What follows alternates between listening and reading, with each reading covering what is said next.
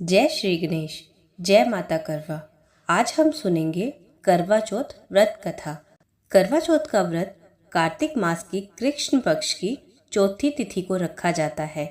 यह व्रत विशेष रूप से विवाहित महिलाएं पति की दीर्घायु, सुख समृद्धि और सौभाग्य की कामना से करती हैं।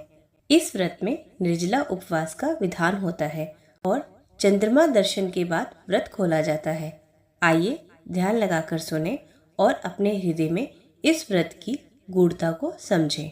ये कथा है 7 भाइयों की एक लाडली बहन वीरवती की, जिसकी श्रद्धा ने मृत्यु के द्वार से भी अपने पति को वापस ला दिया। बहुत समय पहले एक नगर में एक धनवान साहूकार रहता था। उसके 7 पुत्र थे और एक प्यारी सी बेटी थी जिसका नाम वीरवती था। सभी भाइयों की वह लाडली थी। बचपन से ही उसका मन पूजा, भक्ति और व्रतों में लगा रहता था। समय बीता, वीरवती का विवाह हो गया और वह ससुराल चली गई। एक बार जब वह मायके आई तो उसी समय करवा चौथ व्रत पड़ा। सुबह सुबह उसने माता पार्वती का स्मरण कर व्रत का संकल्प लिया। हे माता पार्वती, मैं ये व्रत अपने पति की दीर्घायु और सुहाग की रक्षा के लिए रखती हूँ। उसने दिन भर निर्जला व्रत किया, न जल पिया न अन्न ग्रहण किया। भक्ति में डूबी वीरवती पूरे दिन माता का ध्यान करती रही। जैसे जैसे शाम हुई, वीरवती की तबीयत कमजोर पड़ने लगी। भाई अपनी बहन को भूख प्यास से व्याकुल देखकर बहुत चिंतित हुए। उन्होंने कहा, बहन तू कुछ खा ले। वीरवती ने कहा, नहीं भाइयों, जब तक मैं चांद को अर्घ नहीं दूंगी तब तक मैं एक बूंद भी जल नहीं पीऊंगी। पर भाई अपनी बहन का कष्ट न देख सके। उन्होंने एक उपाय निकाला। एक पेड़ के पीछे दीपक जलाया, छलनी रखी और बोले, देख बहन, चांद निकल आया, अब तू व्रत खोल ले। वीरवती ने आकाश की ओर देखा। वह प्रकाश देखकर उसे सचमुच लगा कि चांद निकल आया है। उसने श्रद्धा से अर्घ दिया, प्रणाम किया और जल ग्रहण किया। लेकिन जैसे ही उसने पहला निवाला खाया, उसे छींक आ गई।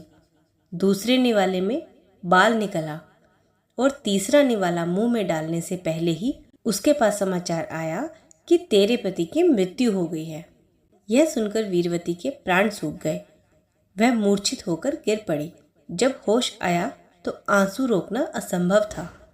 वह माता पार्वती के चरणों में रोती हुई बोली, माँ, मैंने तो पूरी श्रद्धा के साथ व्रत किया, फिर मेरे साथ ऐसा क्यों हुआ? तब माता पार्वती स्वयं प्रकट हुई। उन्होंने कहा, पुत्री, तूने व्रत तो सच्चे मन से रखा, पर तेरे भाइयों ने छल से तेरा व्रत तोड़ा। यही कारण है कि यह दुर्भाग्य घटित हुआ। वीरवती ने हाथ जोड़कर कहा, माँ, अब मैं क्या करूं? माता बोली, पुत्री, यदि तू पूरे 1 वर्ष तक श्रद्धा और तप से फिर ये व्रत करेगी तो मैं तेरे पति को पुनः जीवन दूंगी। वीरवती ने माता पार्वती की आज्ञा मानी। 1 वर्ष तक उसने कठोर तप किया, उपवास किया, भक्ति की और जब फिर करवा चौथ आया, उसने पूरे विधि विधान से व्रत रखा। पूरी श्रद्धा से माता पार्वती की पूजा की। उसकी एक भाभी ने उसकी तपस्या से प्रभावित होकर अपनी छोटी उंगली काटी और उसमें से अमृत की बूंदें लेकर वीरवती के पति के होठों पर रख दें। अचरज कुछ ही क्षण में उसका पति जीवित हो उठा। वीरवती ने आंखों में आंसू लेकर माता पार्वती का ध्यान किया। माता पार्वती प्रकट हुई और बोली, पुत्री, तूने जो व्रत श्रद्धा से किया उसी ने तुझे यह वरदान दिया। आज से जो भी स्त्री सच्चे मन से करवा चौथ का व्रत करेगी उसका सुहाग सदा अखंड रहेगा। तब से हर सुहागिन इस व्रत को श्रद्धा से निभाती हैं। दिन भर निर्जला रहकर सच्चे प्रेम से पूजा करती हैं ताकि उसके पति की आयु लंबी हो और घर में सुख समृद्धि बनी रहे। करवा चौथ का व्रत केवल व्रत नहीं है, यह श्रद्धा, प्रेम और आस्था की परीक्षा है। जिसे सच्चे मन से निभाया जाए तो स्वयं देवी पार्वती उसकी रक्षा करती हैं। माँ पार्वती सभी सुहागिनों को अखंड सौभाग्य का आशीर्वाद दे।